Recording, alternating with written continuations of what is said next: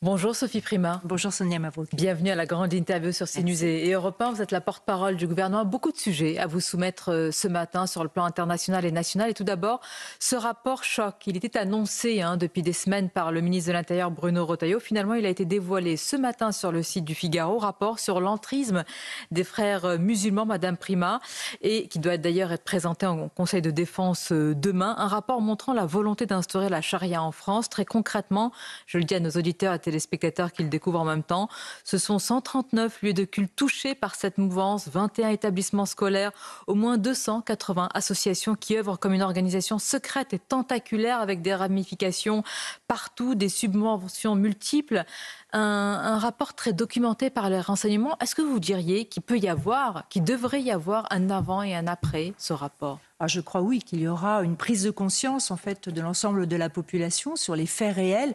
Nous ne sommes pas dans les on-dit, nous ne sommes pas dans les perceptions, nous ne sommes pas dans une tentative politique de quelque sorte que ce soit. Nous sommes dans des faits qui sont documentés, qui sont anonymisés pour des raisons de sécurité naturellement, mais qui montrent l'ampleur de la difficulté à laquelle nous faisons face.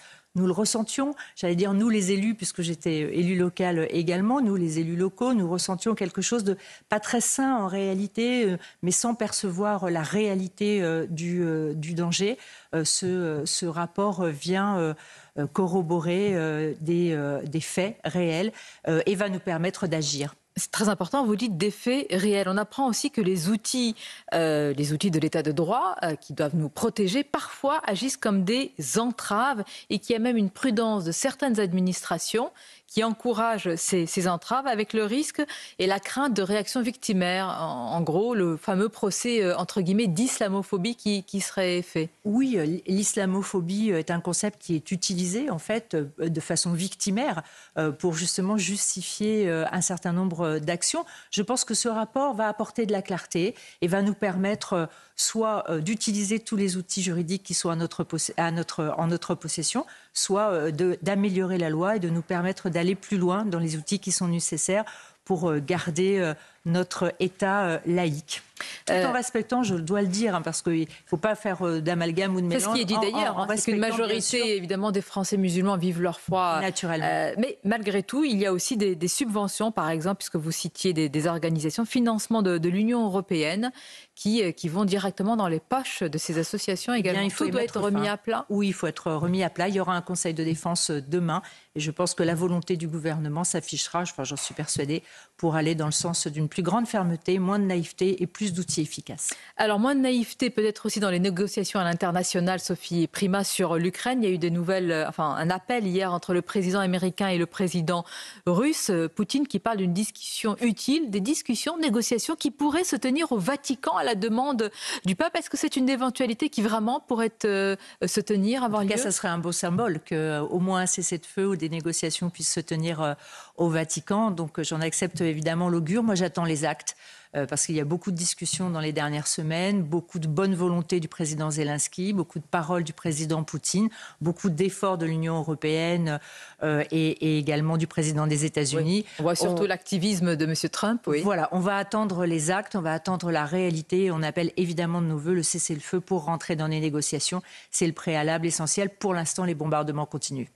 Autre front, Sophie Primas, et là c'est une rare initiative diplomatique. La France, le Royaume-Uni et le Canada ont donc émis hier soir une déclaration commune adressant une menace explicite à Israël. Je la cite: « Si Israël ne met pas fin aux nouvelles restrictions imposées à l'aide humanitaire, nous prendrons des mesures supplémentaires et concrètes. » En réponse, Netanyahou dit que la France fait le jeu du Hamas et de tous ceux qui crient au génocide. Que répondez-vous ? Que répond la France et la porte-parole du gouvernement ce matin ? Je réponds que de façon très unanime, nous avons condamné les attaques du 7 octobre, que nous avons demandé sans cesse la libération des otages israéliens, mais que nous n'acceptons plus la honte de la rupture de l'aide humanitaire à Gaza. Vous reprenez le mot du président. Je reprends le mot du président car la situation à Gaza, elle est terrible et elle est en train de constituer un terreau épouvantable pour les années qui viennent. Nous condamnons donc cette rupture de l'aide humanitaire qui pousse à la faim, à la soif, au manque de médicaments, l'ensemble de la population.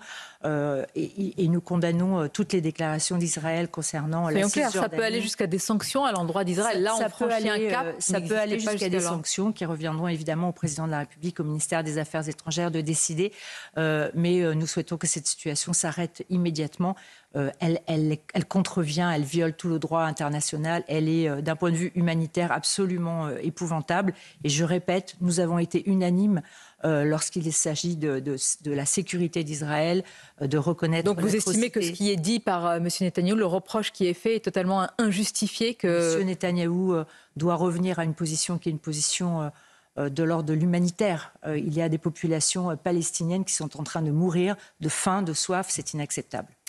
Madame Prima, politique internationale, politique nationale, tout autre chose. Après la très large victoire de Bruno Retailleau, vous avez chaleureusement félicité le nouveau patron des LR et ministre de l'Intérieur. D'ailleurs, vous-même, en tant que membre des LR, vous l'aviez soutenu dans cette campagne, donc tout est logique. Et vous avez déclaré ceci: plus que jamais, il doit rester au gouvernement. Est-ce que vous estimez donc, si je vous comprends bien, que ce score légitime sa stratégie de rester au gouvernement dans votre équipe? Il légitime la stratégie qu'avait prise l'ensemble du parti, de participer à ce gouvernement pour éviter d'avoir un autre gouvernement dont nous ne souhaitions pas l'arrivée, et légitime à la fois son action, légitime la décision qui est prise et le travail que nous effectuons en tant que membres du gouvernement, de la famille des Républicains. Je crois que la réponse a été très claire de la part de nos adhérents. Encore hier, à cette même place, Bruno Retailleau a rappelé, et il tenait à le rappeler, il n'est pas macroniste. Donc on peut... Moi non plus. D'accord, c'est pas une nouvelle puisque vous êtes membre des LR, mais ça veut dire qu'on peut être ministre clé du gouvernement et être un opposant au macronisme. La question, c'est pas être opposant au macronisme. Le macronisme probablement trouvera une fin dans les mois qui viennent, avec la fin du quinquennat, du deuxième quinquennat du président Macron. La question est de savoir comment on rebâtit la suite. Oui, bien sûr, dans la situation politique particulière qu'est la nôtre aujourd'hui, sans majorité absolue à l'Assemblée nationale, dans une situation de quasi-coalition du bloc central. Oui, le bloc central, d'ailleurs, où il y a des crispations à l'endroit de M. Retailleau. C'est normal, il agit, et quand on agit, on fait un petit peu de remous sur les bords, c'est normal. Vous êtes aussi, Sophie Primas, une proche de David Lisnard, qui a plaidé hier pour l'organisation d'une primaire ouverte pour désigner le candidat en 2027 qui irait une primaire jusqu'à Reconquête. Est-ce qu'il faut une primaire? Certains considèrent que c'est une machine à perdre. Ou est-ce que vous estimez que M. Retailleau, depuis hier, il a acquis un statut à part qui le place comme le candidat naturel de la droite? Bruno Retailleau, à force de travail et puis par son élection hier, a effectivement une stature d'abord de patron politique de la droite. Il a la volonté de reconstruire un corpus idéologique, une proposition, une vision pour la France. Et c'est là-dessus que se fera la désignation de notre candidat, évidemment. Moi, donc, primaire ou pas, Madame Primaire? Moi, je veux qu'il n'y ait qu'un seul candidat, en réalité, parce que je trouve que le danger politique est très, très fort. Et donc, c'est à partir du programme qu'on pourra fédérer le plus possible de gens qui partagent... Mais est-ce qu'on passe par une primaire? On passera par une primaire si rien n'est évident. D'accord. Voilà. Donc c'est la plus mauvaise solution, mais s'il n'y a pas d'autre choix... Je ne sais pas si c'est une mauvaise solution. Vous savez, moi j'ai fait la primaire de François Fillon à cette époque-là. Ça crée un élan. Là, Bruno Retailleau vient de créer un élan pour la droite. Donc est-ce que cet élan entraînera les autres? C'est mon souhait le plus cher. Si cet élan n'est pas créé naturellement, il faut créer un élan par les primaires. Mais ça sera une autre décision si elle n'est pas naturelle. La droite ou les droites? L'union des droites? Est-ce qu'il faut appeler à certaines personnalités? Je ne veux pas faire de fantaisie, de vocabulaire. Moi, ce que je veux, c'est que notre parti aille chercher tous ceux qui sont partis des partis de droite. Ceux qui sont partis plus à notre droite, ceux qui sont partis plus à notre gauche, dans le macronisme, etc. Je veux qu'on ait un projet qui soit tellement puissant qu'on ne se demande pas d'où on vient, en fait. Donc, je ne veux pas d'accord. citer Donc, de nom. vous serez la force, l'aimant qui va attirer toutes les autres droites. On veut être ça, on veut incarner. C'est ambitieux pour un parti qui était à 5% aux dernières présidentielles. Regardez, Bruno, c'était pas évident qu'il gagne cette élection. Il gagnait 75%. Il crée un élan dans la droite. Moi, je pense qu'on a les capacités à proposer une vision pour notre pays et une vision pour la droite qui soit assez ambitieuse. Sophie Primas, on poursuit notre entretien sur CNews et Europe 1. Dans l'actualité, l'interdiction par le garde des Sceaux, Gérald Darmanin, d'activités ludiques en prison a été retoquée par le Conseil d'État. Le ministre avait ordonné, je l'explique rapidement, en février dernier, l'arrêt en prison de toute activité hors du sport et de l'éducation après une polémique concernant une maison d'arrêt en Haute-Garonne. Le Conseil d'État à désavouer le ministre qui quand même dit s'il faut, je passerai par la loi, il faudra légiférer. Est-ce qu'au nom des victimes qui peuvent, et on peut le comprendre, et même des Français qui n'ont rien d'être choqués par une telle situation, il faudra peut-être légiférer? Alors d'abord une petite précision, le Conseil d'État, à ma connaissance, n'a pas interdit les activités dites provocantes. Donc tout va être dans l'interprétation de provocantes. On peut considérer peut-être que les massages ou le karting sont des activités provocantes. Le garde des Sceaux n'a jamais voulu retirer des activités d'éducation ou de sport qui participent aussi à l'équilibre. Dans une prison, il faut des activités parce que sinon la tension monte. Là, on parlait de massage, de soins du visage. Là, on parle de massage. Donc ça n'est pas interdit. Le Conseil d'État, de ma connaissance et de la lecture que j'en ai, n'interdit pas cela. Mais si effectivement la loi nous empêche d'interdire ce genre d'activité, eh bien nous changerons la loi. C'est le principe. Le Conseil d'État agit sur la loi. Si la loi ne va pas assez loin, nous la changerons. Ce sera fait. Dans le domaine économique, Sophie Primas, la 8e édition du sommet de Choose France est vantée par Emmanuel Macron comme une réussite. Il y a près de 40 milliards d'euros d'investissement. Vous-même, vous y serez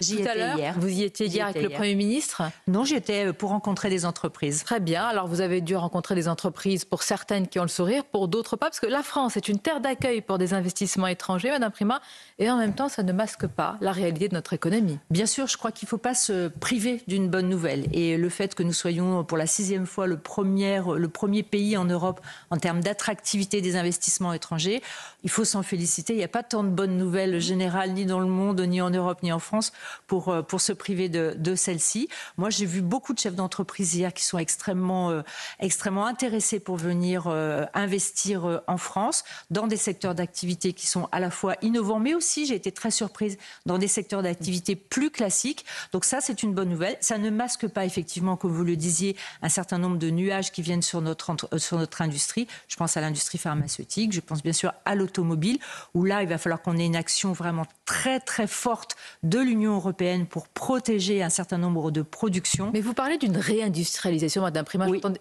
Mais alors, très concrètement, est-ce que, selon vous, en France, il y a plus d'usines qui ouvrent ou qui ferment? Il y en a plus qui ouvrent que d'usines qui ferment. Et pourtant, la production industrielle est inférieure à ce qu'elle était en 2017. Oui, parce que vous savez, c'est des mécanismes qui sont des mécanismes de long terme. Il y a 10 ans ou 15 ans, 20 ans, on a dit on veut une France sans industrie, sans usine. Et donc, effectivement, on n'a pas pris peut-être les bonnes orientations et on a, avec l'Europe, des problèmes de compétitivité. Aujourd'hui, on retrouve des mécanismes qui sont des mécanismes d'industrie, de réindustrialisation. Donc on a plus d'usines. Vous maintenez qu'il y en a plus qui ouvrent que celles qui ferment. Et d'ailleurs, certains économistes vraiment le contestent. Je ne vais pas faire une exégèse des chiffres. Oui. Ce sont les chiffres que j'ai. Tableau de bord. Et sur l'emploi industriel, c'est le seuil d'ailleurs qui est à peu près stable, voire légèrement positif, malgré effectivement les nouvelles que nous apprenons et qui sont des mauvaises nouvelles sectorielles. Il faut vraiment que l'Europe se réveille, nous protège et la France là-dessus est très allante.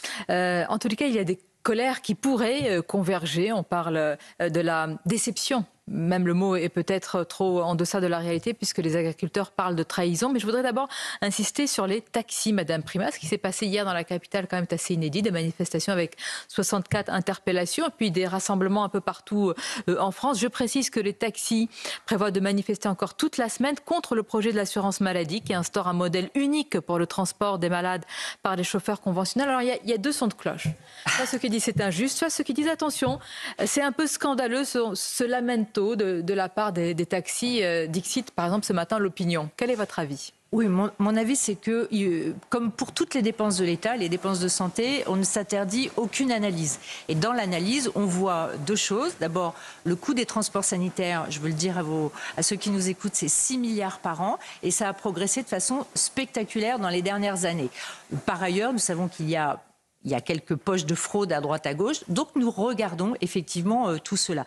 Les chauffeurs de taxi ont par ailleurs des revendications, notamment par rapport à des contrôles sur d'autres types de transports sanitaires. Donc nous allons regarder avec le ministre des Transports et Madame Vautrin, ministre de la Santé, ce qui peut être fait de ce côté-là.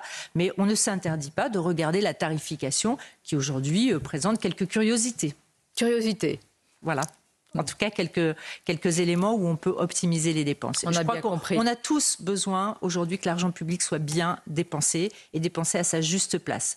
Donc, garder la qualité du service pour les gens qui ont besoin de transport sanitaire et en même temps s'assurer que c'est bien dépensé. Bien dépensé et avec, malgré le risque d'une gilet jaunisation, comme on le dit, puisqu'on voit dans certaines régions une convergence entre agriculteurs et taxis. Vous voyez d'ailleurs des proximités, des parallèles entre les deux revendications? Non, il n'y a aucune proximité entre les deux revendications. Les agriculteurs ont des revendications sur le texte, sur les contraintes, la levée des contraintes qui est aujourd'hui à l'Assemblée nationale. Je veux leur dire que le gouvernement est déterminé à le porter. Annie Genevard est vraiment déterminée à le porter. Ce qui s'est passé en commission, Madame la porte-parole, quand même, alourdir encore les contraintes et les normes pour nos agriculteurs. Oui, c'est pas le sens du tout de ce que veut faire Annie Genevard dans le sens de la proposition de loi largement adoptée au Sénat. Et donc, le gouvernement sera très attentif à ce que l'équilibre revienne dans la discussion à l'Assemblée nationale et puis après dans le cadre de la commission mixte paritaire. Eh bien, nous y serons attentifs également. Merci Sophie Primas. Merci Sonia. C'était votre grande interview. Je vous dis à bientôt et bonne journée. Bonne journée.